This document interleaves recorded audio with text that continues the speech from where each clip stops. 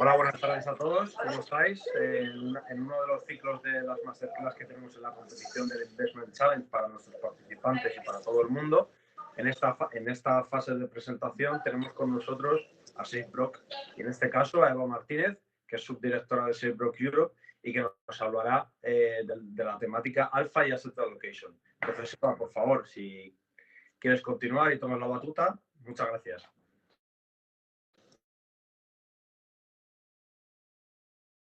Vale, veo que hemos tenido un problema técnico. Un segundito.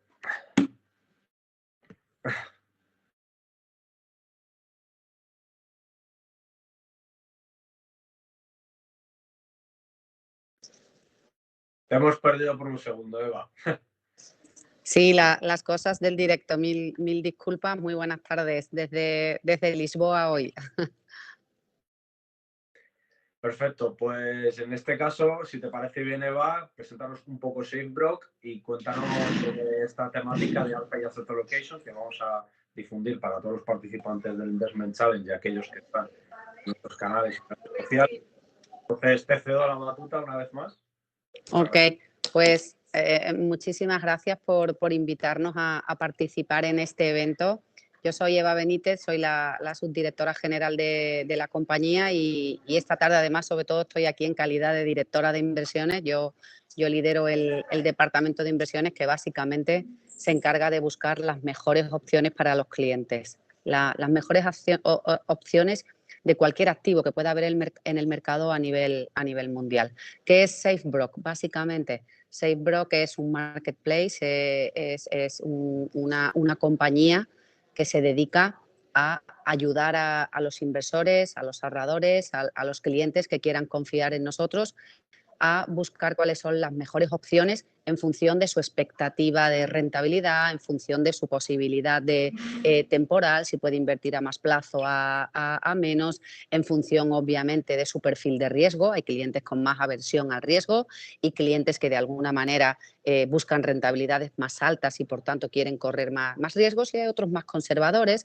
más ahorradores que prefieren sus retornos recurrentes. Nosotros en realidad tenemos opciones para todos ellos como marketplace, como empresa de asesoramiento financiero, y básicamente es lo que hacemos, buscar en el mercado la mejor opción, ¿no? Hoy estamos desde Portugal porque casualmente estoy aquí por otros temas. En Portugal, en España tenemos ya 30 y pico oficinas y cerca de 160 asesores financieros acreditados. Luego Fede probablemente como director corporativa de personas podrá entrar más en ese aspecto. Y en Portugal pues tenemos ya también 8 oficinas y casi 40 asesores acreditados. ¿Qué es lo más importante o lo más destacable de nosotros? Que somos independientes, y esa independencia que tenemos en la casa nos permite seleccionar de verdad para el cliente lo mejor que pueda haber en el mercado. Y luego, pues como digo, nos ajustamos a sus expectativas de riesgo y a su horizonte temporal. No sé si contesto básicamente con esto a la pregunta, ¿no? Un poco por centrar el tiro de quiénes somos y qué es SafeBroker. Creo que ha quedado bien claro para todos aquellos que nos ven y os van a conocer mucho mejor. Entonces, sí, ha quedado bastante claro cómo operáis. Entonces, si te parece bien que empecemos a hablar de esta parte de Alpha y Asset Allocation, desde SafeBroker, ¿qué nos puedes contar?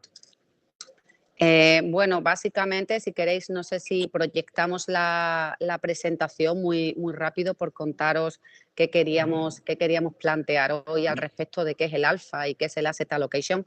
Al final parecen dos términos muy extraños o vocablos muy palabros para a lo mejor personas que estén menos familiarizadas con la parte del asesoramiento financiero.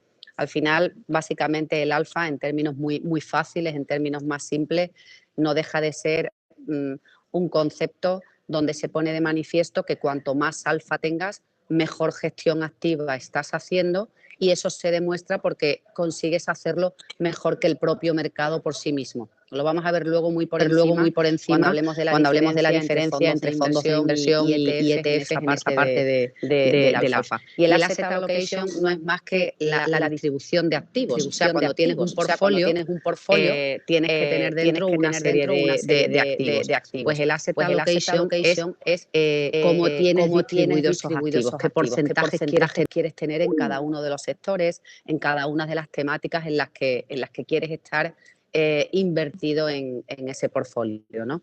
No sé si se ve ya la presentación, Andrés, y Sí. empezamos muy rápido contando, pues eso, los ejes del mercado. ¿Por qué hablamos siempre a nivel macro?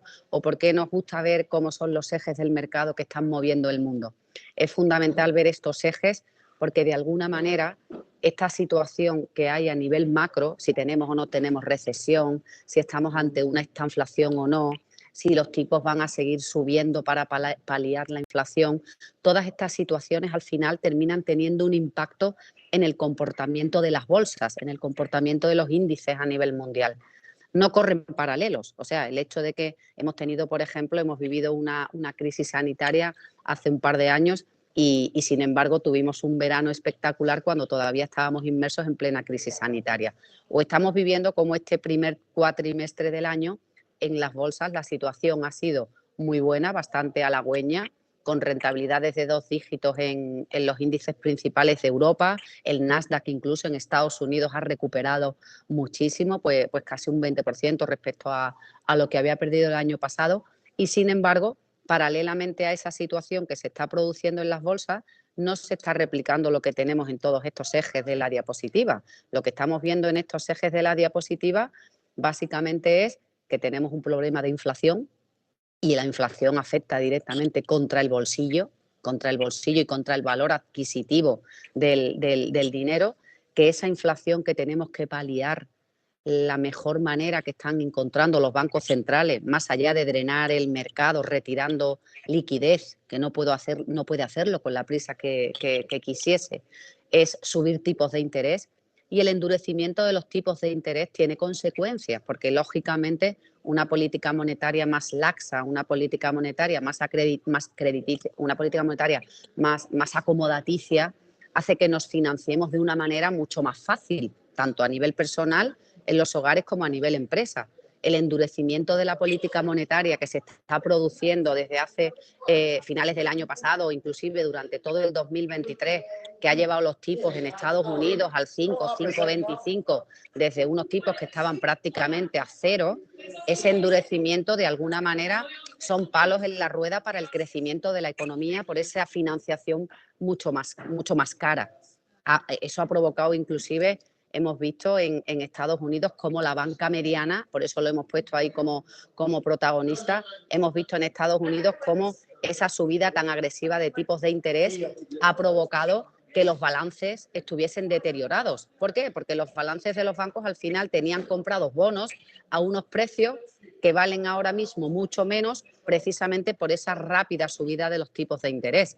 Eso eran unas unas minusvalías latentes que en el mercado, en el momento que el mercado las conoce, pues lógicamente pierden credibilidad esos bancos. Es cierto que la crisis reputacional de la banca ya viene de antes. Es una crisis que venía, la situación que se ha producido en Credit Suisse con esa compra rápida por parte de UBS es algo que venía en el guión desde hace varios años. Probablemente ahora han aprovechado el momento de la situación que se estaba dando en la banca mediana americana para decir ahora es el momento, pero no ha sido solo un problema de liquidez el que ha surgido en Estados Unidos y todavía sigue, sino obviamente es un problema reputacional el que trae la banca arrastrando, la banca tradicional, mucho tiempo. Estamos viviendo cómo el Fondo Monetario Internacional declara claramente cómo de forma generalizada hay una revisión en el crecimiento económico en términos de PIB. Estamos viviendo, lógicamente, como nos hemos planteado, cómo vamos a resolver esa recesión que puede darse en Estados Unidos y en Europa. En Europa estamos en guerra. Tenemos el granero de Europa, por eso las commodities, las materias primas, habían tenido también un rally espectacular porque el granero de Europa, que es Ucrania, lo tenemos en guerra. Tenemos también una situación complicadísima que hemos vivido en la energía, una volatilidad extrema. Es que tenemos el proveedor fundamental de Europa, que es Rusia, de gas, en guerra. hemos vivido problemas en la cadena de suministro. El año pasado en China, por estos problemas energéticos, han tenido que parar fábricas. Estamos viviendo inclusive actualmente, que no hemos querido ponerlo en la diana porque esperamos que sea algo puntual, pero se está debatiendo ahora mismo en Estados Unidos el techo de deuda. Necesitan incrementar urgentemente el techo de deuda, inclusive para pagar las nóminas de los funcionarios. O sea, tenemos encima de la mesa una serie de situaciones que nos recuerdan que podemos estar viviendo una recesión suave y que entendemos que va a ser un soft landing y que vamos a poder sobrellevarla, pero la realidad es que en términos macroeconómicos lo que hay ahora mismo encima de la mesa es una inflación galopante que está costando acercar al 2%, que es el objetivo, y estamos en Alemania todavía y en Reino Unido en torno a 2 dígitos, mejor en Estados Unidos, que ya ha conseguido acercarse a inflaciones del 6 y pico por ciento. O sea, realmente tenemos encima de la mesa a nivel macro mucha tela que cortar, ¿no? Como se suele decir. Con lo cual, a priori, lo primero que necesitamos saber para hacer una buena distribución de los activos, para hacer una buena selección de en qué queremos estar invertidos, es conocer el terreno que estamos pisando. Y este es el terreno que estamos pisando. Esto que aparece aquí en esta diapositiva. Y hay que adaptar las carteras. Al final hay que adaptar las inversiones a lo que tiene que venir a corto y a medio plazo, ¿no?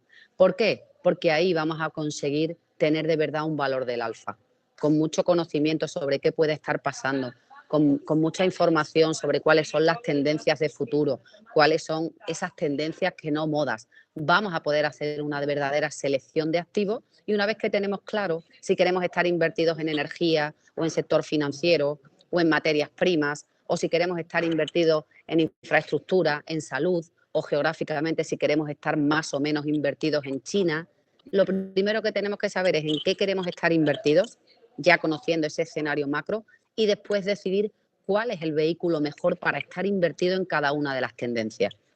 A lo mejor, la mayoría de las veces va a ser un fondo de inversión. Mejor que un ETF, mejor que comprar una compañía directamente. ¿Por qué? Pues lógicamente porque estarás corriendo menos riesgo. Estarás comprando renta variable con una volatilidad mucho menor. El alfa, ¿qué lo demuestra? El alfa lo primero que lo demuestra es una buena gestión activa. La buena gestión activa tiene que saber hacerlo mejor que el mercado.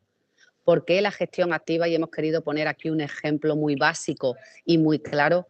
Funciona mejor una buena gestión activa que solamente la gestión pasiva, que al final es un complemento de la gestión activa. Pues, por ejemplo, el caso que estamos poniendo aquí. Aquí estamos reflejando básicamente el IBEX 35, las 35 compañías de España de mayor capitalización bursátil. ¿De qué está compuesto el IBEX 35? De esas 35 compañías. ¿En qué porcentaje cada una de ellas? Pues sobre todo los mayores porcentajes son para los grandes bancos, los mayores porcentajes son para las energéticas. ¿Qué significa eso? Pues que hay algunas compañías del IBEX 35 que son más pequeñitas, que la ponderación que tienen en el IBEX 35 en el índice es muy pequeña. Por tanto, habrá años donde toque estar invertido en sector financiero o en sector energético y habrá años en los que tocará estar invertido en otra tipología de compañía. Si nosotros estamos comprando un ETF que está replicando tal cual lo que hace el IBEX 35, estaremos muy posicionados en energía y en financiero y habrá años en los que no toque estar así posicionado. Ahora mismo no, es muy arriesgado y no tiene sentido estar tan posicionado en el sector financiero. Anteriormente sí, a lo mejor hace unos meses, hace un año, porque el entorno de tipos había subido mucho y los bancos han aprovechado bastante ese margen de intermediación positivo, han ganado más dinero justo por esa misma subida. Esa subida de tipos que ha hecho que algunos bancos que prestan el margen de intermediación les haya ido muy bien, esa misma subida es la que ha provocado que en otra tipología de bancos, en Estados Unidos la banca mediana, esté y haya tenido un grave problema. ¿Qué quiero decir con esto? Que tienes que decidir exactamente con qué vehículo quieres invertir y posicionarte en una gestión activa apoyada por la gestión pasiva. La gestión pasiva nos sirve para marcarnos tendencias de lo que ha pasado todos estos años atrás, cómo es el comportamiento a lo mejor estos años atrás. Intentar invertir con algoritmos, a lo mejor incluso obviando los ruidos del mercado, pero como complemento, repito, a la activa. ¿Qué nos habría pasado si hubiéramos tenido, por ejemplo, un ETF de IBEX 35? Pues que básicamente habríamos estado replicando el año pasado financiero y energía. Y a lo mejor esos años, pues repito, hay algunos en los que sí toca y otros en los que no. Y hay muchas compañías, a lo mejor del índice general de la Bolsa de Madrid, que no cotizan en el IBEX 35 y que son compañías en las que sí queremos estar invertidos porque son tendencias en las que toca estar. Hemos querido poner a lo mejor el caso de pues una compañía como Vidriala, donde el año pasado tuvo un comportamiento espectacular y nos lo habríamos perdido, entre otras razones, porque Vidriala no cotiza en el IBEX 35. Y si lo que tenemos es un ETF de IBEX 35, Vidriala y otras muchas compañías de diferentes sectores no están ahí representados en el IBEX 35. Por pasar muy rápido en el tema de la inflación que nos ocupa, ¿cuál es la mejor receta? La mejor receta es estar invertidos siempre contra la inflación. Para luchar contra la inflación que impacta directamente contra el bolsillo, no podemos tener el dinero guardado en el cajón ni en la caja fuerte, ni un dinero sin invertir, porque está perdiendo poder adquisitivo. Necesitamos intentar, pues esa inflación que tenemos de 6-7%, paliarla con la rentabilidad que consigamos con una inversión. ¿Qué hacemos? ¿Cuál es la forma diferente en la que trabajamos en SafeBroker para proteger a nuestros clientes lo máximo posible? Pues lógicamente tomar decisiones cuando suceden pues cisnes negros como el de la crisis sanitaria del COVID en el 2019. ¿Qué decisión tomamos en ese momento? Tomamos la decisión de montar una estrategia donde, sin necesidad de sacar a los clientes de renta variable que gustan de activos de riesgo, que gustan estar invertidos en renta variable, lo hiciésemos con el mínimo riesgo posible. Se puede estar en renta variable con el mínimo riesgo posible. Y diseñamos una estrategia, la estrategia anti-COVID, que consiguió dibujar esta línea casi recta, ascendente, frente a lo que estaba haciendo el mercado. Si vemos la diapositiva, el mercado estaba haciendo la línea azul, estaba representado por esta línea azul, que en el momento en el que se declara la pandemia cae 40%. Se ve claro en el gráfico. Sin embargo, la línea de arriba negra es la línea que representa la estrategia anti-COVID que se montó en SafeBroker, en el departamento de inversiones, para intentar cerrar todos los meses en positivo. Y sobre todo, era una estrategia que no buscaba grandes rentabilidades, no tocaba, porque era un año realmente muy complicado. Sin embargo, es una estrategia que consiguió el objetivo, mantenerse en positivo mes a mes y cerrar no solo en positivo, sino con una rentabilidad del 14%.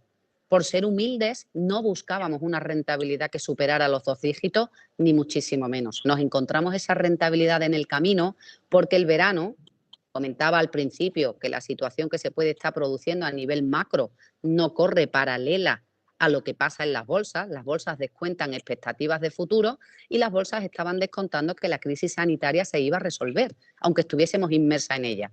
Conclusión, ese verano se produjo un rally alcista y afortunadamente, como teníamos invertido el 50% de la estrategia en renta variable, aun con el mínimo riesgo posible, pues lógicamente ahí conseguimos generar esa rentabilidad, ¿no? ¿Cómo funcionó? Pues ¿qué hicimos? Dijimos, vamos a repetir la estrategia nuevamente porque parece que funciona, parece que está funcionando esta estrategia. Volvimos a hacerlo, volvimos a conseguir dibujar una diapositiva donde frente a los vaivenes del mercado y a la volatilidad del mercado, que se ve claramente en la línea azul clara de abajo, más quebrada, pues conseguíamos una línea de nuevo ascendente, bastante rectas, con mucha menos volatilidad, como podemos ver, e inclusive superar de nuevo los 2 dígitos en esa estrategia. ¿Qué es lo más interesante? Pues no solamente que superáramos un 11%, un 11 y pico por ciento de rentabilidad, sino que lo hicimos con una volatilidad mínima, con una volatilidad del 5,88. Eso es una volatilidad ridícula, eso es una volatilidad de fondo mixto o de fondo incluso de renta fija a corto plazo, ¿no? Eso es fundamental porque es una manera de estar invertidos en renta variable con muy poco riesgo. Si comparamos cualquier fondo de inversión de renta variable o un fondo mixto, tienen mínimo el triple de esa volatilidad. ¿Cómo ha ido funcionando? Pues repito, pues la hemos seguido poniendo encima de la mesa tanto el año pasado, que volvimos a superar y el 1% en un entorno en el que prácticamente todos los índices de renta variable y peor todavía los de renta fija caían bastante más de 2 dígitos y caídas del 20 y 30%, la estrategia consiguió quedarse, mantener el capital y quedarse en positivo por encima del 1. Y este año, bueno, pues hemos conseguido nuevamente una rentabilidad a la fecha del 2 y pico por ciento y es una rentabilidad que vamos a intentar replicar cada trimestre, pues buscando eso, buscando en un entorno muy equilibrado, con una estrategia muy equilibrada, quedarnos en positivo con el capital y, por supuesto, generar una rentabilidad pues en torno al 8 o 10%, ¿no? Esa es la búsqueda y ese es el objetivo. ¿En qué invertimos? Lo más importante, esos 4 ejes, ¿cuáles son? Lógicamente jugamos con ventaja. Tenemos de un proveedor cuentas que generan retornos recurrentes, con lo cual tener esa seguridad de que todos los días vas a tener una rentabilidad anual, obviamente, 4, 6%, cuando la bolsa cae en el otro 50% que tienes invertido, pues es lo que hace, lógicamente, que se palíen bastante las pérdidas. Cuando la bolsa está cayendo, que cuando cae, repito, estamos cayendo infinitamente menos, como mucho la tercera parte de lo que pueda estar cayendo la bolsa en la parte de renta variable por esa mínima volatilidad, pero al mismo tiempo estamos paliando esas caídas con los retornos recurrentes que producen las cuentas al 4 y al 6%. De hecho, el mejor asset allocation y el mejor alfa para un cliente ahorrador y con mucha aversión al riesgo es mantenerse en esos retornos recurrentes en un entorno cambiante y complicado como el que estamos teniendo ahora mismo en los mercados, ¿no? Para clientes que gustan más de buscar rentabilidades más altas, de ese 4 o 6%, y por tanto, lógicamente, estarían corriendo bastante más riesgo, porque siempre la renta variable que puedes conseguir incrementándola para buscar más rentabilidad va a ir acompañada de mucho más riesgo. La mejor opción es no solamente, repito, ese 50% de la estrategia prudente en las cuentas al 4 y al 6%, sino el otro 50% de renta variable hacerlo de la manera más conservadora. ¿Cuál es la manera más conservadora? El fondo ELVA. ¿El fondo ELVA qué es? El fondo ELVA es un fondo de Banco Alcalá, de la gestora Crean, del que nosotros en SafeBrook somos el advisor, el recomendador para el portfolio, para el asset allocation y demás. Está compuesto de unos 40 activos diferentes, fondos de inversión, algún ETF inclusive para algunas temáticas muy concretas, y lo más importante es que va muy diversificado, con lo cual matizas el riesgo, muy descorrelacionado unos activos de otros. Es un fondo multiactivo, tiene muchas tendencias, no modas, muchos sectores que queremos y tenemos que tener en cartera, sectores que además aprovechamos para comprar a buen precio cuando hay una caída producida por algún tema en concreto o simplemente por la propia situación del mercado. Aprovechamos mucho para promediar, tenemos posiciones tácticas, obviamente, cuando la energía se va de precio y estamos pagando el combustible y la luz más caro, pues intentamos, obviamente, proveernos en el portfolio de esas commodities. Ahora mismo nos estamos proveyendo también de oro y de otros metales que hacen falta para toda la transición ecológica. Invertimos mucho en moneda fuerte, en moneda dólar y en moneda euro, como parte de la cobertura también del fondo. Utilizamos retorno absoluto, lógicamente, porque preservan el capital e inclusive aprovechan las caídas del mercado para generar retornos, para generar rentabilidad. Se puede ganar en los mercados apostando a las caídas del mercado y no a las subidas. Esos fondos de retorno absoluto nos sirven también mucho como cobertura, ¿no? ¿En qué invertimos en ELVA? Pues como estamos comentando, ahí lo podemos ver en la diapositiva donde aparecen las tartas, ¿no? Invertimos fundamentalmente en infraestructura, invertimos fundamentalmente en sector salud, que es un anticíclico, invertimos, por supuesto, en materias primas, en madera, en diferentes commodities, invertimos, por supuesto, en oro, invertimos en tendencias de consumo, en reciclaje, en biotecnología, en la parte digital, obviamente, que está haciendo que el mundo se esté moviendo de una manera completamente diferente, por supuesto en semiconductores, que hacen falta para cualquier aparato de tecnología. En definitiva, invertimos en todos aquellos sectores que creemos que tienen que estar en el portfolio de aquí a 1 año, a 2 años, a 3 años vista, ¿no? Queremos proveernos en ese portfolio de lo mejor, de lo mejor del mercado. ¿Cómo nos proveemos del mercado de lo mejor? Pues con esa independencia que tenemos, que nos hace poder elegir lo mejor que haya en todo el mundo, ¿no? Esa es básicamente la forma de invertir en Elba, en diferentes zonas geográficas, por supuesto en Estados Unidos, que se recicla y se reestructura muy rápido. Por supuesto, estamos invertidos en Europa, cada vez más en China, no solo en Asia, sino por supuestísimo en China, que es el fabricante del mundo.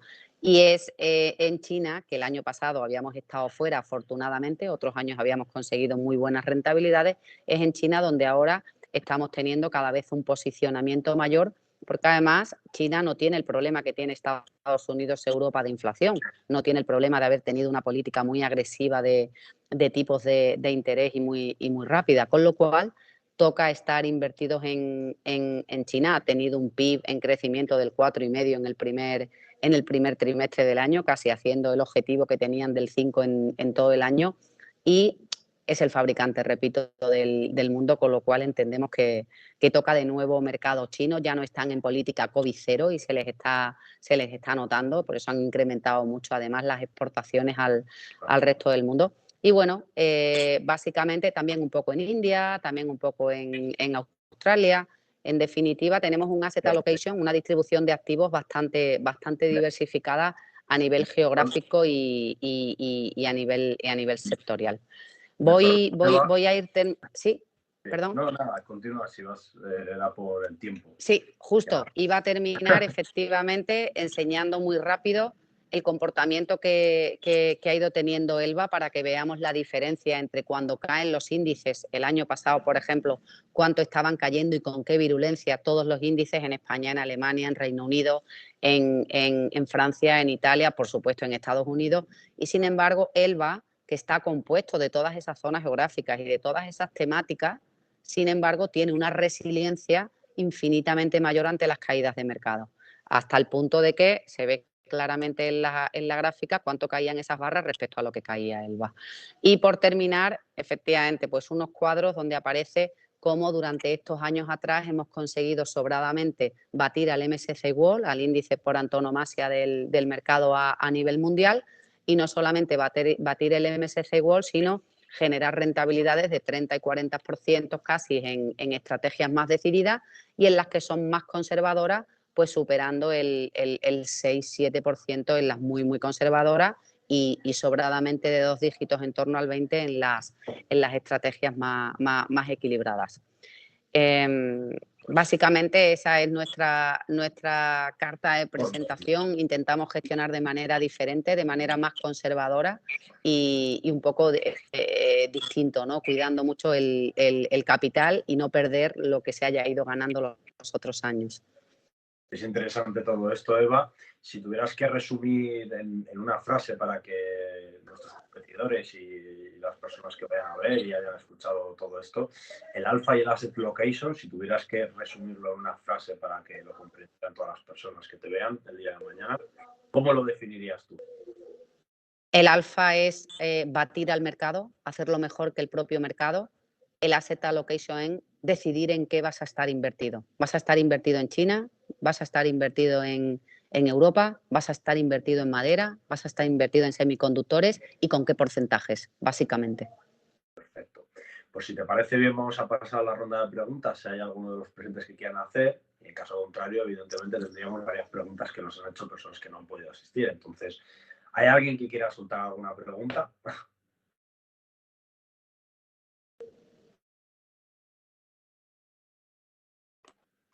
Preguntas, vamos a dar un minutillo. Si te parece bien, te hago la primera de ellas, ¿vale? Y mientras tanto las personas van redactando si tienen alguna pregunta, ¿de acuerdo? Entonces, entre las preguntas que nos realizan, ¿vale? ¿Cuál es la estrategia que seguís en la relación a lo que es el riesgo de la recompensa en una inversión alta? Y continúo con otra pregunta. ¿Cómo balanceáis entre la búsqueda del alfa y la gestión de riesgo? Perdona, la primera pregunta no te he Sí, no te escuchado bien, preocupes. disculpa. Preguntan, ¿cuál es la estrategia que seguís cuando se da la relación riesgo-recompensa y la inversión es alta? Ajá. ¿Vale? Bueno, si quieres responder la primera y te pregunto luego la segunda. Vale, básicamente intentamos siempre hacer un traje a medida en función a algo muy sencillo, porque tenemos primero que cumplir regulatoriamente algo que es mandatorio, que es obligatorio para todos, que es conocer al cliente cuanto más mejor. Cuanto más conoces al cliente, más respuestas tienes a preguntas que debes conocer de su perfil de riesgo, de su conocimiento, si es inversor más profesional o menos, qué necesidades tiene a corto plazo de liquidez y sobre todo eso, qué horizonte temporal y qué aversión al riesgo y conocimiento de productos más o menos sofisticados tiene. ¿Cómo lo utilizamos? Lo utilizamos efectivamente cuando queremos una inversión alta y un riesgo determinado que el cliente nos va a marcar. Siempre utilizamos el cuadro típico de gestión de carteras, de gestión de coberturas, donde vemos cómo es el perfil de riesgo de un cliente, cómo es el horizonte temporal, qué volatilidad queremos correr y en qué punto nos vamos a situar en los activos en función de eso. ¿Qué tenemos ahí, por ejemplo? No sé si la tenemos por ahí esa diapositiva, que nos gusta mucho proyectarla, pero el fondo ELVA, por ejemplo, es un fondo que se sitúa en la parte intermedia en cuanto a volatilidades, la típica pantalla donde aparecen todos los puntitos de las diferentes coberturas y cómo están situados los diferentes activos. ELVA está siempre en el término medio entre la parte de activos de riesgo, más el equity, más la parte de renta variable, versus la parte de renta fija, que siempre se sitúa en el cuadro pues más a la izquierda, ¿no? Menos volatilidad versus más volatilidad de la parte de los activos de riesgo. Y sin embargo, en la parte alta de la rentabilidad, más cerca de los activos de riesgo que de los activos de renta fija. ¿Por qué? Porque el riesgo lo estamos de alguna manera matizando con la diversificación, con la descorrelación de unos activos de otros, básicamente buscando la mínima volatilidad posible. La volatilidad es una medida de riesgo, nos sirve para cuantificar en un número algo que en riesgo es mucho más abstracto para explicarlo. Y básicamente intentamos, como digo, quedarnos en la parte de la volatilidad, en el término medio para abajo, y en la parte de la rentabilidad, lógicamente, cuando los plazos de maduración que tiene son los que necesita, en la parte de la rentabilidad más cerca de la parte de los activos de riesgo. Perfecto. Yo creo que con todo lo que has comentado, además has respondido a cómo balanceáis entre la búsqueda del alfa y la gestión de riesgo. Entonces, si te parece bien, te voy a hacer la siguiente pregunta que no podía faltar y estoy seguro de que no te puedes imaginar por dónde va. ¿Podríais explicar cómo la tecnología y especialmente los algoritmos y la inteligencia artificial, que ahora está en el auge que están cambiando para vosotros la forma que tenéis de gestionar estas inversiones, evaluando el alfa y gestionando la asignación de esos activos?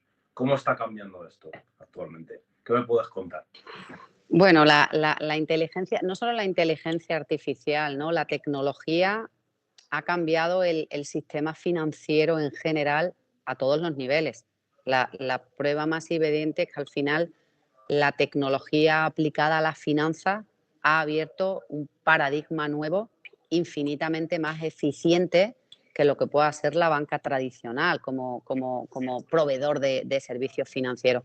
Prácticamente todos los que trabajamos en esta compañía, no solamente en España, en Portugal, por supuesto en Italia, en México y en todas las plazas donde tenemos presencia, en México de hecho somos banco, básicamente todos venimos de banca tradicional y sin embargo todos hemos vivido cómo para la banca tradicional la revolución tecnológica ha supuesto la aparición de nuevos players en el mercado, las fintechs, que suena como muy raro, pero básicamente no deja de ser tecnología aplicada a la finanza y ha cambiado a todos los niveles, hasta el punto de que podemos eficienciar no solamente el hecho de estar invertidos en diferentes partes del mundo en tiempo real de una forma infinitamente menos costosa, lo cual te permite buscar el margen de intermediación de la banca tradicional de toda la vida en aquellas zonas donde efectivamente pues a lo mejor puedes prestar a tipos de interés más altos, o sea, y eso te lo permite la tecnología vía plataformas financieras tecnológicas. En la parte de la inversión más de renta variable, más de activos más de riesgo, pues lógicamente la inteligencia artificial va a ayudar mucho en toda esa parte de gestión pasiva que hoy por hoy puede estar muy mermada respecto a lo que podemos estar necesitando. Y más allá de eso, es cierto, la inteligencia artificial nos va a ayudar a hacer una gestión mucho más eficiente, mucho más fácil, pero bueno, con ciertas... sin perder un poco el norte, ¿no? El chat TPG al final, que pensemos que eso te va a poder hacer una gestión automática. Bueno, tú dices, bueno, vale, pues es como compararlo con el mono de Wall Street, que disparando dardos a veces lo hace mejor que muchos gestores de gestión activa y pasiva, ¿no? Al final viene a ser un poco lo mismo. No te va a resolver, obviamente, la papeleta, pero sí va a servir la inteligencia artificial, no solamente para el mundo financiero, sino para cualquier sector. Eso es una realidad, ¿no? Ya de hecho se viene utilizando y ha crecido exponencialmente y va a seguir creciendo exponencialmente, sin duda. Pues con esto, por la parte de los compañeros que han hecho preguntas, en este caso, terminamos, ¿vale? Entonces, quisiera agradecerte que hayas estado aquí hoy con nosotros, que nos hayas explicado, que hayan visto cómo se puede invertir, qué es el alfa y el asset location, y que las personas que vayan a ver este vídeo les sirva para tener mayor profundidad de visión a la hora de invertir. Entonces, nada, te lo quería agradecer. Espero verte pronto algún día. Y claro. nada, muchísimas gracias y vamos a pasar con tu compañero Federico, ¿vale? Que tengas un buen día, Eva. Muchas gracias. Muchísimas gracias a vosotros. Un placer haber participado y nada, os dejo con mi compi Fede en las mejores manos, sin duda. Gracias, Buena compi. tarde. Gracias, Eva, por todo.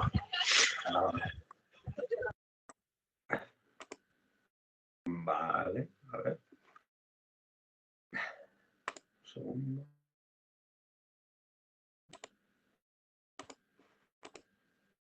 Vale, creo que ya estamos por aquí. Vale, perfecto. Pues déjame presentarte, Federico. Buenas tardes de nuevo a todos. Bueno, mi nombre es Michael. Estamos otra vez estamos continuando con la ponencia de hoy a través de la competición del Investment Challenge de SafeBroker y el compañero de SafeBroker, Federico Delgado, que es director corporativo de personas, nos va a presentar cómo se están transformando los entornos y servicios financieros en estos tiempos a través del Bookable. Entonces, si te parece bien, Federico, te doy la batuta, vas contando un poco qué es esto del Bookable y nos pones un poco en contexto si te parece bien, ¿de acuerdo?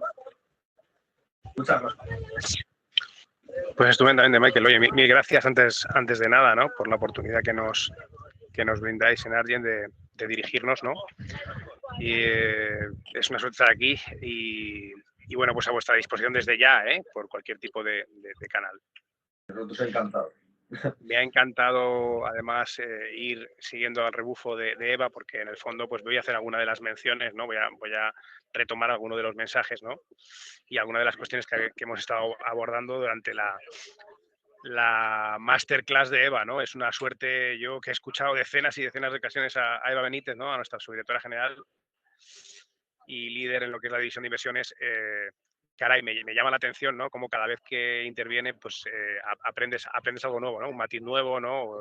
Sobre todo en un entorno precisamente de extremadamente volátil, extremadamente cambiante, ¿no? Como son los mercados, ¿no? Como son los tiempos que estamos viviendo. Yo, Michael, si te parece, vengo con un soporte de una presentación muy breve de 10 traspas, de 10 slides, ¿vale? Que voy a ir compartiendo. Tengo 20 minutos, Michael, más o menos. ¿Puedes compartir o...? Cuéntame. ¿Puedes compartirlo tú? ¿Tienes, sí. A ver, ¿tienes tiempo? Depende un poco de tu disponibilidad también. O sea, eso ya lo dejo a tu disposición. Ah, vale, perfecto. Pues puedes compartir. De acuerdo. Bueno, estáis viendo ya, ¿no? Sí.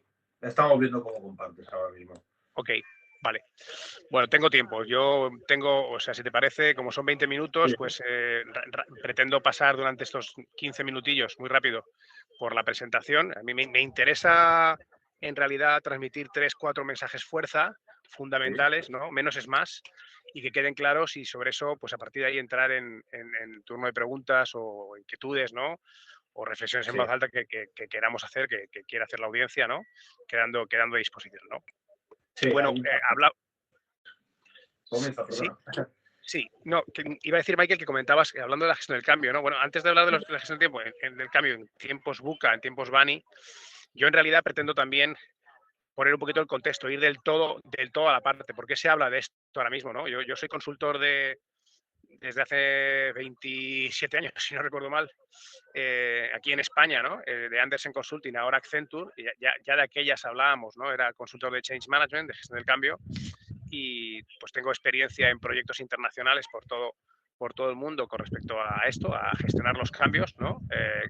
Los cambios, sabes que la consultora Accenture pues fundamentalmente tenía ese pozo de especialización así nace la práctica de Change Management, ¿no? De gestionar los cambios tecnológicos por medio de los end users, de los usuarios finales, ¿no? Entonces, bueno, vamos a hablar en parte de un poco de todo esto, pero en realidad, antes de hablar de la gestión del cambio en esos tiempos, lo que quiero es poner un poquito en el contexto, ¿no? Porque al final, si os fijáis, de lo que estamos hablando es de que lo único que no cambia, esto ya lo decían los filósofos griegos por entonces, lo único que no cambia es la necesidad de cambiar. En SafeGrow, que esto lo tenemos metido en el ADN, entre otras cosas porque en realidad, y ya me meto en el contexto de servicios financieros, ¿no? Que estamos viviendo en un sector que el cambio, la palabra cambio se te queda corta. En realidad estamos hablando de un sector en transformación, ¿no? Están desapareciendo bancos día sí, día también. Ahora mismo sabéis que en España hay un proceso de fusión por absorción de un banco como Abanca absorbiendo Targobank, un banco cuya matriz está en Francia. Se está cambiando todo ese paradigma, están entrando nuevos players, ¿no? Neobancos, fintechs, ¿no? Nuevos agentes que con otros tamaños, ¿no? Y con otras velocidades de reacción ante los cambios, precisamente otras estructuras, otros modelos de negocio más disruptivos, donde efectivamente la tecnología está jugando un papel fundamental al servicio, yo siempre digo, al servicio de las personas, al servicio de las finanzas, pero para con las personas, ¿no? Y está provocando una transformación brutal, medios de pago, entornos fintech, ¿no? Se habla de marketplaces financieros, ya nos cuento todo lo que tiene que ver con criptoactivos, criptodivisas, ¿no? Está cambiando el paradigma y es curioso que está cambiando eso en un entorno como era el sistema financiero, donde tradicionalmente era un sector poco dado a los cambios, era bastante estable durante al menos los últimos 30, 40, 50 años, ¿no?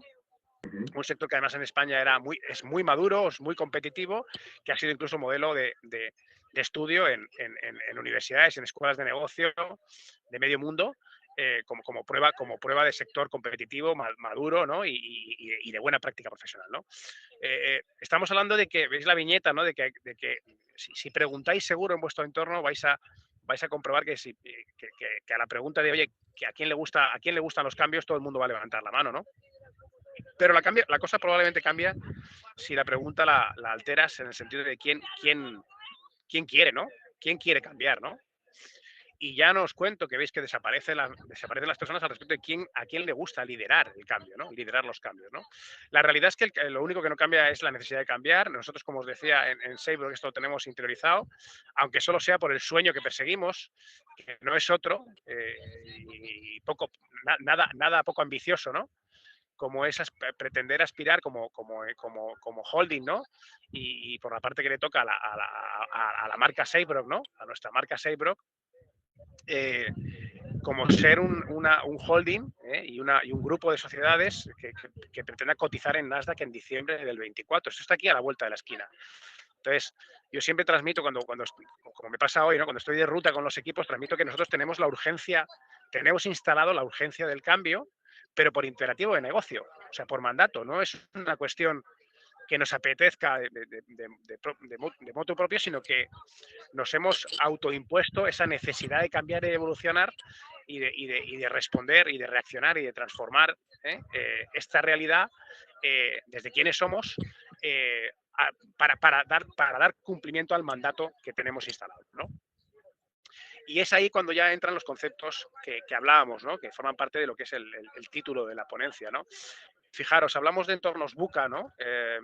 Entornos VUCA, que veis ahí las siglas, ¿no? De volatilidad, de incertidumbre, de complejidad. Estamos viendo un mundo tremendamente complejo y tremendamente ambiguo. Lo que hoy vale, mañana puede dejar de valer para volver a valer al día siguiente, ¿no? No hay un planteamiento lineal, ¿no?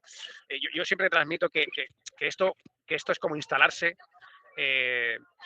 en el hábito, ¿no? En el comportamiento de uno mismo, la habilidad de vivir, ¿no? De adquirir el hábito de trabajar en un entorno de constante cambio, ¿no? O sea, es esa capacidad, siempre me acuerdo de La Máscara, ¿no? De la figura de La Máscara de Jim Carrey cuando le pegan un tiro, ¿no? Y con una metralleta y va esquivando las balas con la cintura, ¿no? Pues es esta un poco la actitud que hay que tener, ¿no? De estar en plena disposición constante de admitir cualquier tipo de escenario, por increíble que nos parezca, porque bueno, ¿qué deciros de los cisnes negros, ¿no? Se hablaba mucho de los cisnes negros como aquellos escenarios, ¿no? Brexit, por ejemplo, ¿no?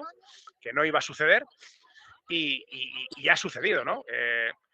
La irrupción de determinados personajes en el mundo de la política que parecían inconcebibles y que ahí están liderando grandes organizaciones, ¿no?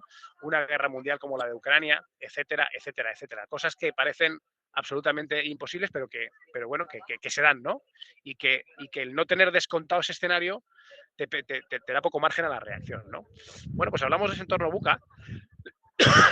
Perdonad. Que incluso algunos estudiosos hablaban, por darle un giro de vuelta de tuerca más, ¿no? De los entornos ultra VUCA, y yo creo que no hay mejor imagen que esta, y es que el propio término de VUCA ya se ha quedado obsoleto. Es un término que a poco que hagáis Google, ¿no? O que metáis en ChatGPT, nunca mejor dicho, veréis que está a la orden del día. Bueno, pues el propio concepto, a mí me sorprende cuando hablo con colegas que tienen que ver con el mundo de la gestión del cambio, me sorprende cómo ese propio concepto ya ha sido desbancado por el concepto Bunny, que es un giro de vuelta de tuerca con un puntito más, ¿no? Fijaros de lo que estamos hablando de un mundo Bunny y cuando nos referimos a él nos estamos refiriendo a un mundo tremendamente frágil. O sea, de repente aparece un bichito en una parte desconocida de China que pone patas arriba la forma de relacionarnos los unos con los otros, ¿no? Y que amenaza bueno, pues como ha amenazado, de hecho, ¿no? Con alterar un aspecto de nuestra vida fundamental como es la salud, ¿no? La salud del mundo en general, ¿no? Estamos viviendo un entorno donde hace falta gestionar la ansiedad, ¿no? Ahora cada vez más habitualmente escuchamos, ¿no? Cómo tenemos que prestar atención no solamente a la salud física, no solamente a la salud emocional, sino a las enfermedades mentales, a la salud mental, ¿no? Yo creo que pues las perfiles, ¿no? Como los psicólogos, ¿no?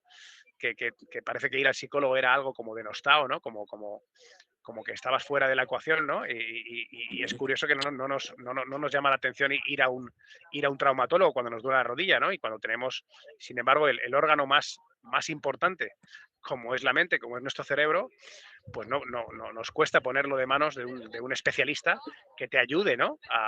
A trabajar ese pensamiento, ¿no? Que por otro lado es una cosa en la que no estamos entrenados, ¿no? Porque nuestra educación siempre ha sido de corte mucho más técnico, mucho más de adquisición de stock de conocimiento técnico, de memorización, que de entrenamiento mental, ¿no? Con lo cual eso adquiere una importancia relevante, ¿no? Un mundo en el que cada vez estamos más sometidos a muchos más estímulos y donde la información incluso, la información. Fijaos qué paradoja, ¿no? Estamos en el siglo XXI, estamos en el momento probablemente de la humanidad donde mayor facilidad de acceso tenemos a las fuentes de información y a la información, y probablemente sea el momento de la historia donde peor informados estamos, porque aparecen las fake news, porque ya no sabes qué es cierto y qué no es cierto. No sé si escuchaste ayer mismo, ¿no? un juicio, ¿no? En el que ya el acusado tenía que defenderse de unas grabaciones, ¿no? De unos audios donde que se habían utilizado con su voz, donde él decía que ese no era él, ¿no? Y se había creado un fichero de audio con inteligencia artificial, precisamente, simulando su voz, ¿no? Y eso era una prueba de cara a un juicio. Esto está sucediendo ahora mismo, ¿no? Entonces, estamos en un mundo que no es lineal, desde luego, no es previsible, ¿eh? No es previsible, tiene picos, tiene valles, ¿no? Es tremendamente complejo, ¿no? Y sobre todo para mí la ida incomprensible, ¿no? A mí os reconozco que hay muchas cosas que a día de hoy me está costando asimilar, me está costando entender, no entiendo la razón, ¿no? Se me escapa, ¿no? Que en estos tiempos estemos viviendo una guerra como la guerra de Ucrania, ¿no? Con tanta crudeza, ¿no? Con tanta crudeza que además en este momento ya naturalizamos, ¿no? Lo vemos como pues como un hecho más, ¿no? Y me resulta realmente incomprensible, ¿no? Esas imágenes de familias separándose aquí al lado, ¿no? A miles de kilómetros, con una guerra además civil entrando en las ciudades, ¿no? Cuando parecía que ese tipo de guerras de infantería pues habían desaparecido y iríamos más a guerras donde la exposición de soldados iba a ser menor, ¿no? Bueno, la vida misma, ¿no? La vida misma por otro lado. Siempre que hablamos de la gestión del cambio, y de la gestión del cambio, surge precisamente por esto, ¿no? Porque ya antes los cambios eran sencillos, estos grandes cambios imprevisibles, ¿no? Ocurrían de tanto en tanto, y en realidad lo que estamos viendo es que ahora cada vez los cambios son más profundos, están más cerca los unos de los otros y ya no basta con el sentido común. Ahora lo que tienes que plantear es un programa de cambio, un plan interno dentro de una compañía a nivel organizativo, donde accionar todas aquellas palancas que veis ahí, que os ponemos de ejemplos, ¿no? Donde pulsar una o varias palancas para precisamente hacer una mejor gestión, una mejor asimilación de esa introducción de nuevos órdenes dentro de una estructura organizativa, ¿no? Empezando por la cima, ¿no? Por la cúspide de redefinir una estrategia, o tocar o rediseñar los procesos, que os voy a contar de las personas, ¿no? Del capital humano, que para mí en realidad es el activo más valioso, ¿no? El stock de talento humano, ¿no? Ahora haré una mención al tema de la inteligencia artificial, precisamente, que comentábamos antes en la ponencia de Eva, que para mí es fundamental, ¿no? Como hecho diferenciador, ¿no?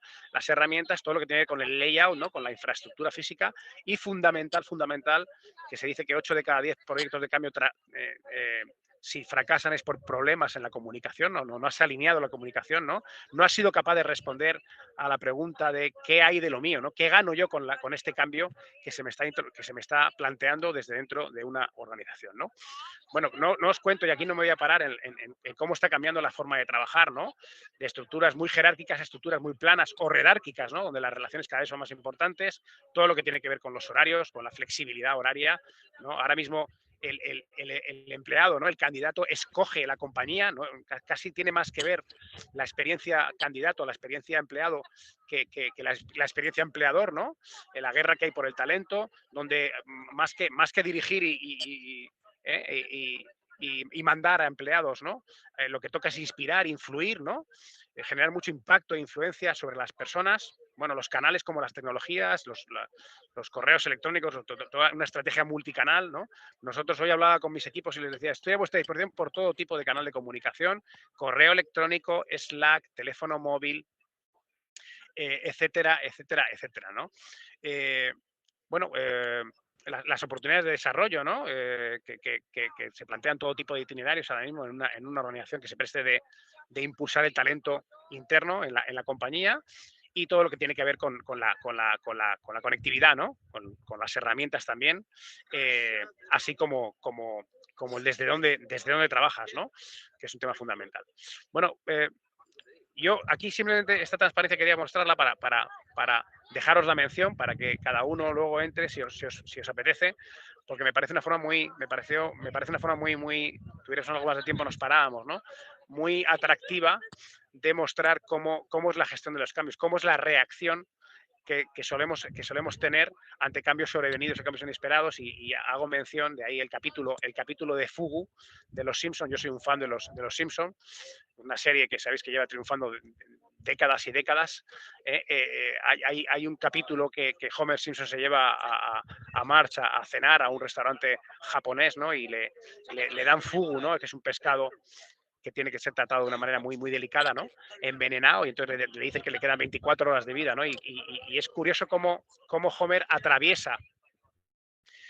Tiene un guionista detrás que es excepcional, que ha estudiado todo esto, ¿no? Y vas viendo cómo mientras el médico le dice cuáles van a ser sus reacciones, ¿no? Va mostrando su comportamiento, va evidenciando su comportamiento Homer, cómo va pasando de esos estadios iniciales, ¿no? De esas fases iniciales de reacción negativa, de resistencia ante los cambios, ¿no? Y cómo con el devenir del tiempo él va gestionando consigo mismo, ¿no?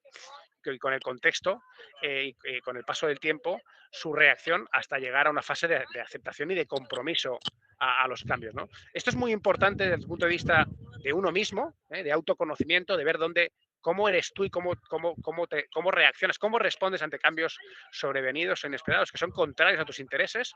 No olvidemos que el ser humano es un ser con cierta tendencia al acomodo.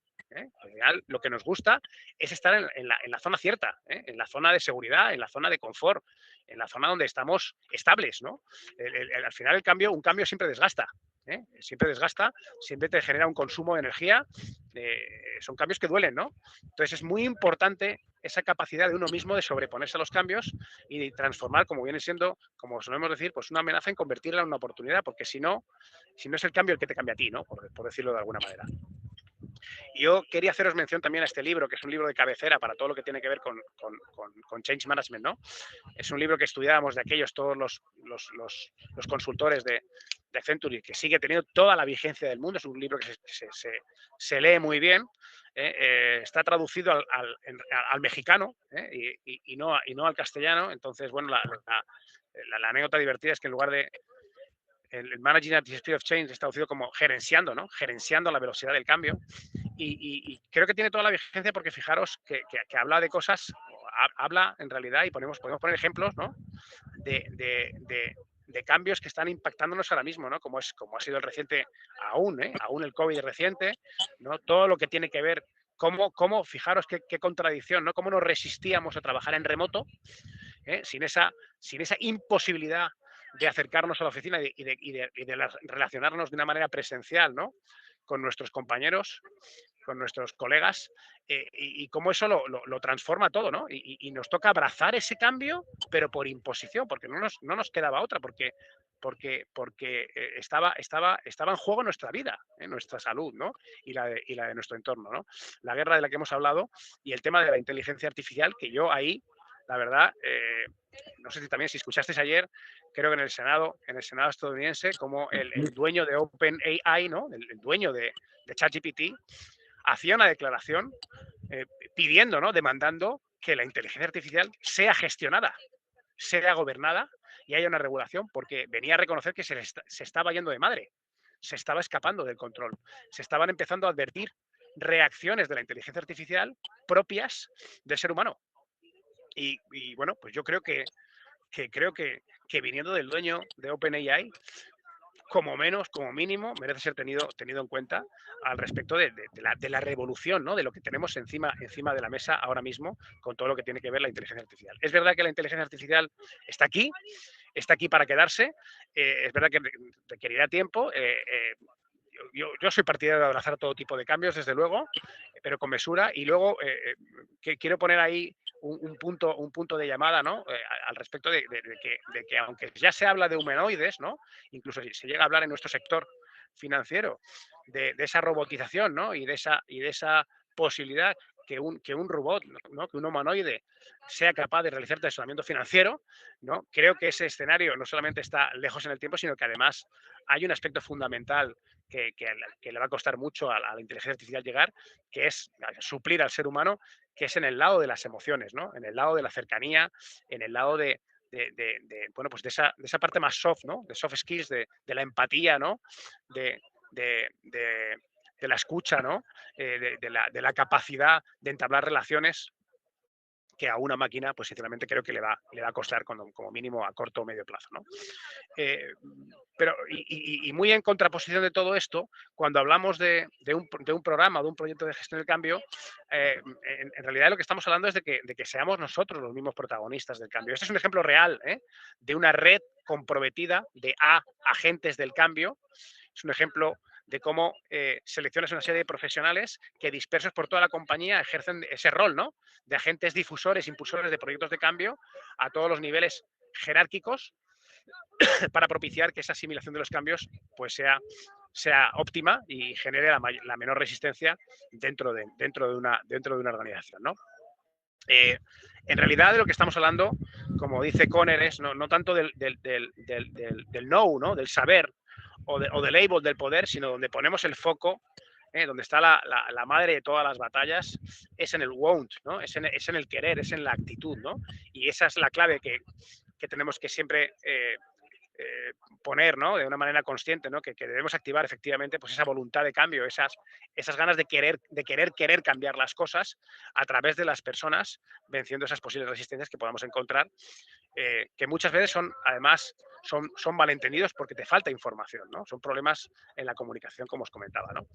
Ese comportamiento humano que os mencionaba, ¿no? Que tiene una cualidad importante que es, yo creo, siempre a desarrollar, que es la importancia de observar, ¿no? De observar el comportamiento. Dicen que obras son amores, ¿no?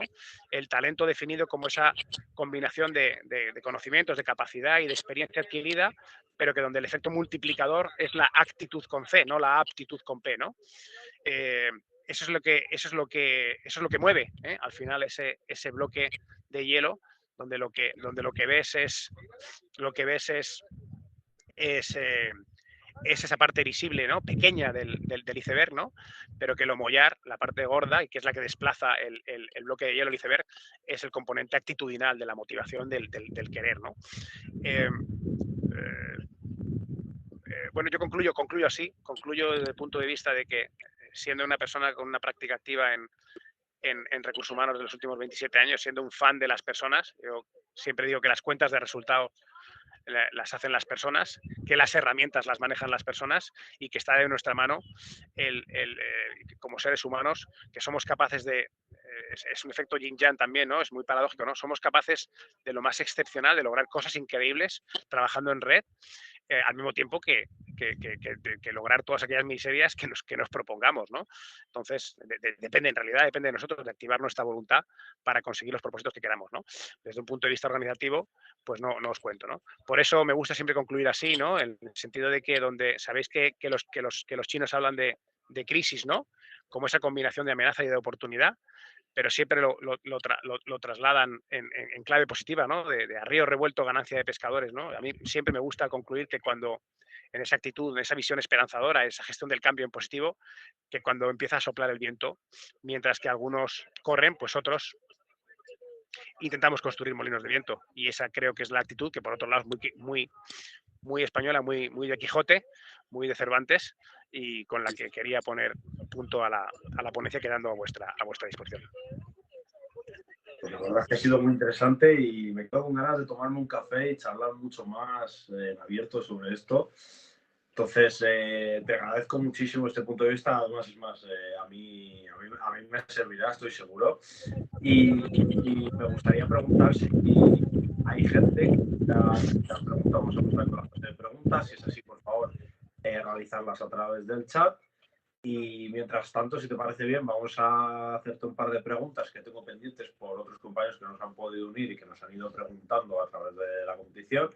Entonces, si te parece bien, vamos a empezar un poco remontando más acerca de la tecnología, ¿vale? O sea, relacionado con la tecnología, que evidentemente no podía faltar. Entonces, lo que quiere saber esta persona es ¿cómo lo estáis utilizando actualmente de manera lo que es práctica, la tecnología, para acompañar y navegar en estos tiempos de VUCA Valley, ¿no?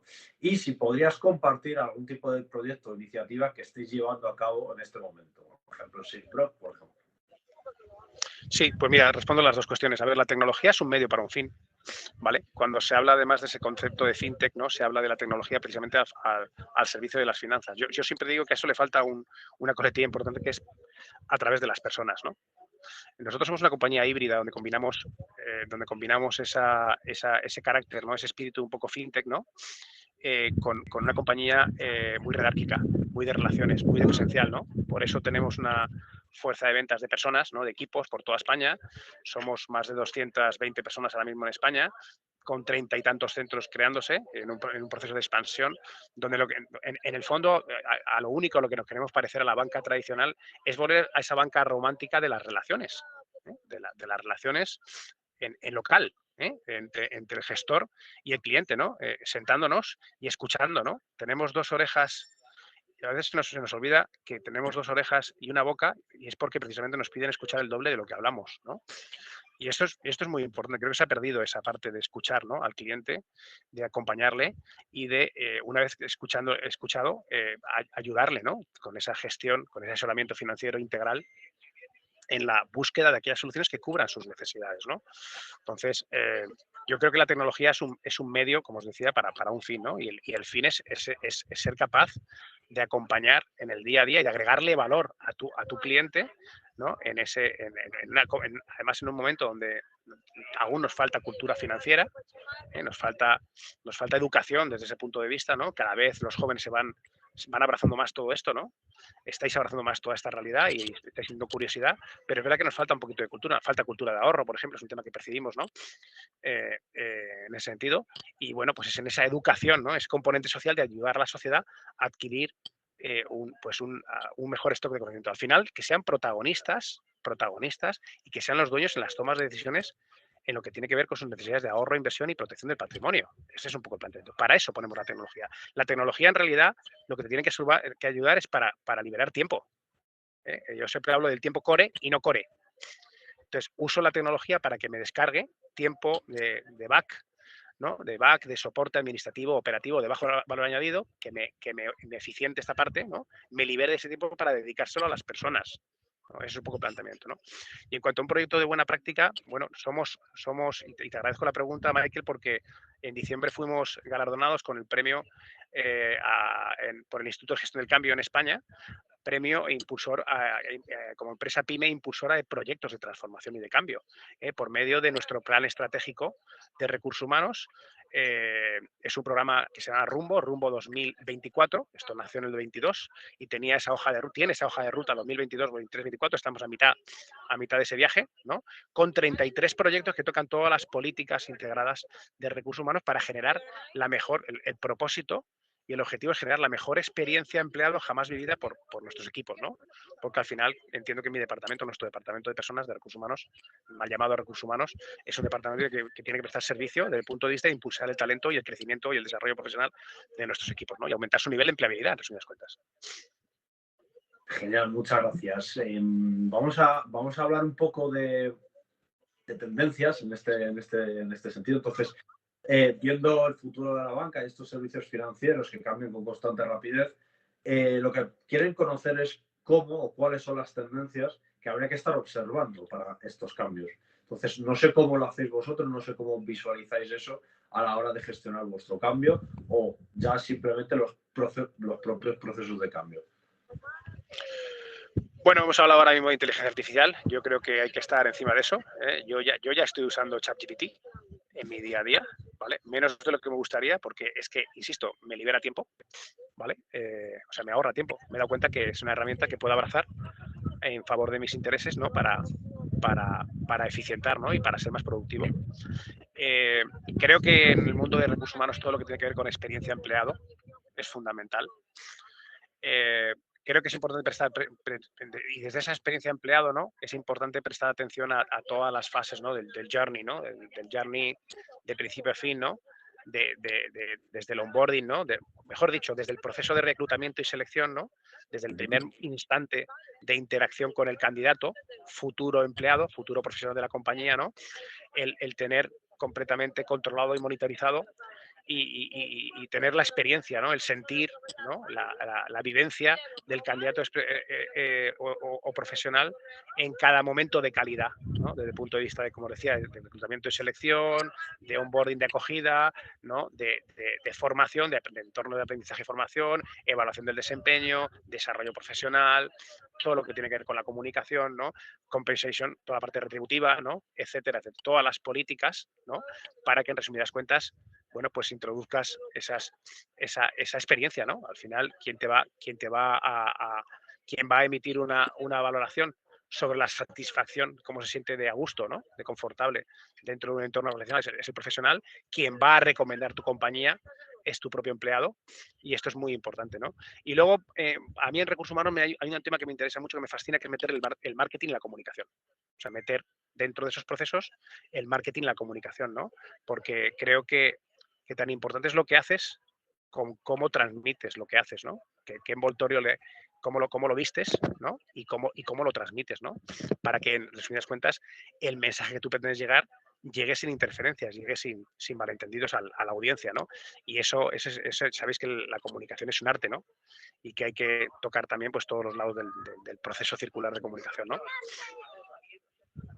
Pues genial. No te voy a entretener mucho más, pero sí que hay una pregunta que creo que sería interesante que abordásemos, porque justo estamos hablando del recurso humano.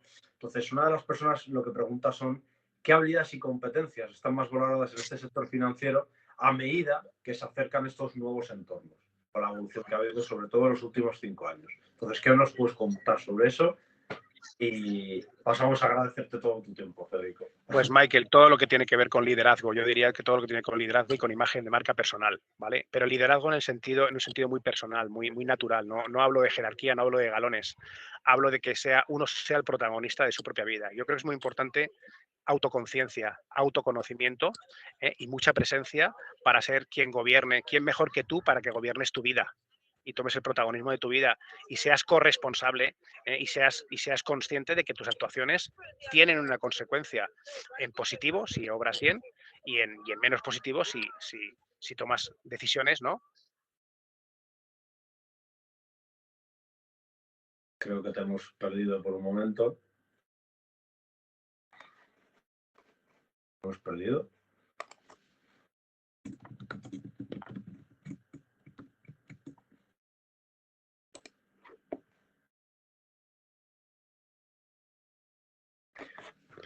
Pues parece ser que lo hemos perdido en este último momento.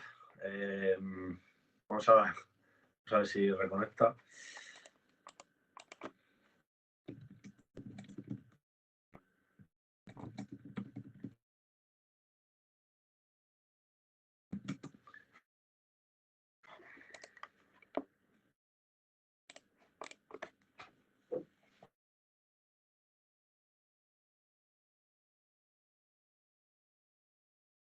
No lo veo.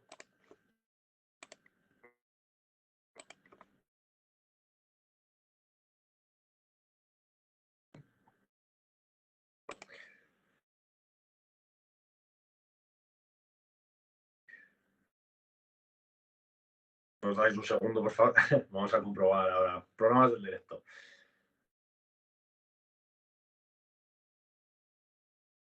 Bueno, en definitiva, ha quedado claro que todo el tema de los recursos humanos están enfocados y que están visualizando a través de los mercados financieros en lo que sería el liderazgo. Entonces, con esto finalizamos lo que serían las ponencias de la competición del Investment Challenge. Me gustaría agradecer por encima de todo a todo el equipo de SafeBroker, a Andrés, que sé que me estás escuchando, a Federico, que me escuchará, a Eva, y a todos vosotros que veréis estos vídeos, y espero que os instruyan perfectamente. Entonces, nada, quisiera agradeceros a todos. Es una pena que no hayamos acabado bien, pero nos veremos en otras sesiones, ¿de acuerdo? Entonces, nada, que tengáis buena tarde y buena competición. Muchas gracias a todos. Muchas gracias. Chao. Chao.